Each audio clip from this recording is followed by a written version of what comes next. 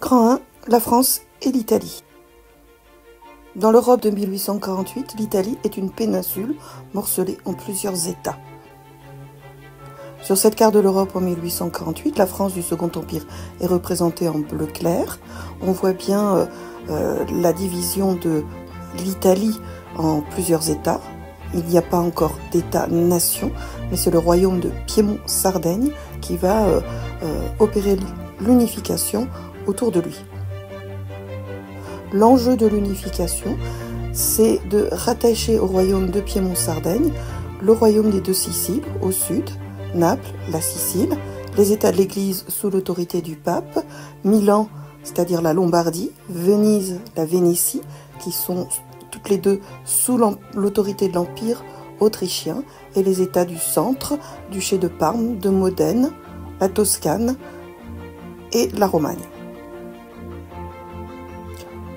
Grand B, les acteurs de l'unification de l'Italie. Cette unification se fait par le haut, c'est-à-dire qu'elle est voulue par le roi. Ici, le roi de Piémont-Sardaigne, Victor Emmanuel II. Il s'agit d'une monarchie constitutionnelle, libérale, et son président du conseil est Camillo Cavour. C'est lui qui joue un rôle essentiel dans la politique d'unification italienne. Cette caricature de 1859 nous présente Napoléon III comme acteur de l'unification italienne. Ils mettent le feu à l'Italie. Le petit 3, c'est le souverain du royaume des deux Siciles, de la dynastie des Bourbons. Petit 4, le pape à la tête des États de l'Église. Petit 5, l'empereur d'Autriche qui domine la Lombardie et la Vénétie.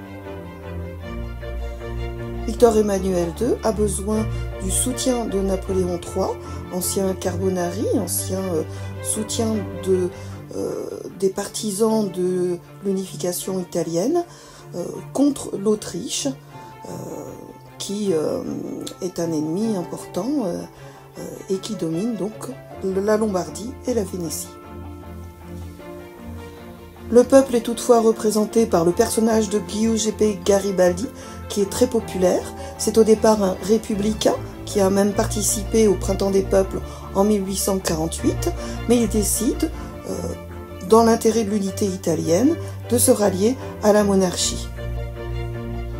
N'oublions pas le personnage féminin d'Anita Garibaldi, née au Brésil, qui a rencontré Giuseppe Garibaldi à 18 ans, combat avec lui en Amérique du Sud, lui donne 4 enfants, elle meurt très jeune, à 27 ans, de la fièvre typhoïde.